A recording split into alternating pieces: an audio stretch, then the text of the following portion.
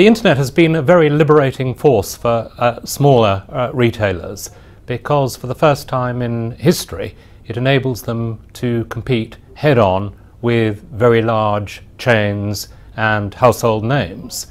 The beauty of the internet is that it allows small businesses for very little cost to reach the most enormous audiences, not just in the UK but globally. But you have to be nice to your customers, you have to respond to your customers, you have to treat the customers in exactly the same way that you would do if they walked into a physical store, into a bricks and mortar store.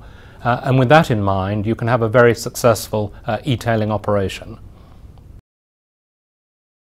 There is a tendency amongst all businesses, not just retailers, to overcomplicate their websites.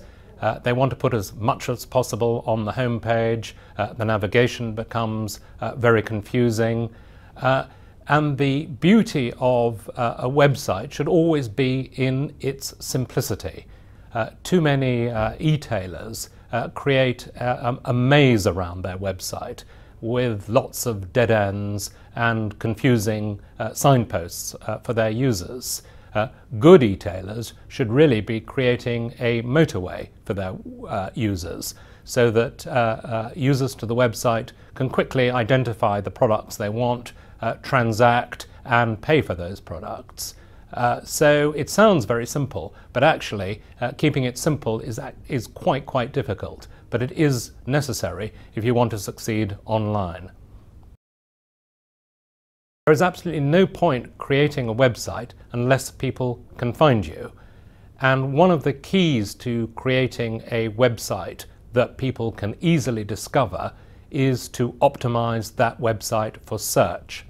A lot of users begin looking for websites by going either to Google or to its smaller competitor Bing. For example, if you run a florist shop in Tunbridge Wells, you want to be absolutely certain that you are top for the search term flowers in Tunbridge Wells. Now that is partly an art and partly a science, and you do need to take advice about how that is done. Google changes its methodology from time to time, and in order for your website to remain very high up in the rankings, you need to keep abreast of Google's technology changes. And for that, you do need to have the most expert advice. But it pays to shop around to get the right advice.